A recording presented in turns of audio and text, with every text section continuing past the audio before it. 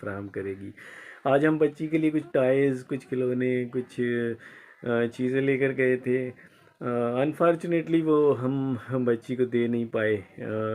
Child protection ادارے کے کچھ ایس او پیز ہوتے ہیں، اور ان میں سے ایک ایس او پی یہ ہے کہ جب تک جج صاحب ریٹن آرڈر نہ دیں تو چیز بچے کو تک نہیں پہنچتی۔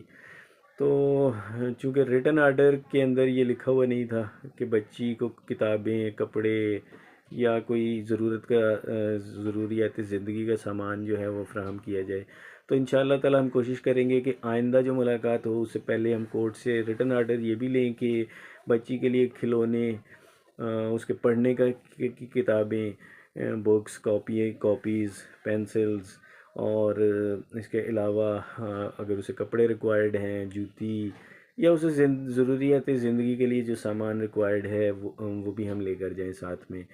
بہرحال مجھے خوشی ہوئی کہ چائلڈ پروٹیکشن اپنے جو ان کا ایک ایس او پی ہے وہ اس کے اوپر بڑی سختی سے وہ اپنے بنائے ہوئے اصولوں پر عمل کرتے ہیں، جو کہ ایک اچھی بات ہے۔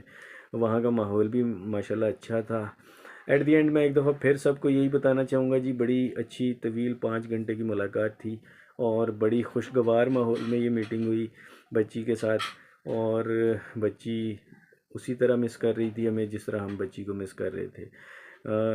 اللہ تعالیٰ سے دعا ہے، اور آپ سب کو بھی ریکویسٹ کروں گا کہ جس طریقے سے آپ نے میرے لیے دعائیں کی، وہ دعائیں کنٹینیو رکھیے گا تاکہ آئندہ بھی بچی سے اسی طرح ملاقاتیں ہوتی رہیں، اور بچی اپنے گھر بھی انشاءاللہ تعالیٰ جلد سے جلد واپس آئے۔ اپنا خیال رکھیے گا۔ اللہ کے نام سے ہی یہ ویڈیو شروع کی تھی، اللہ کے نام پر ہی ختم کروں گا۔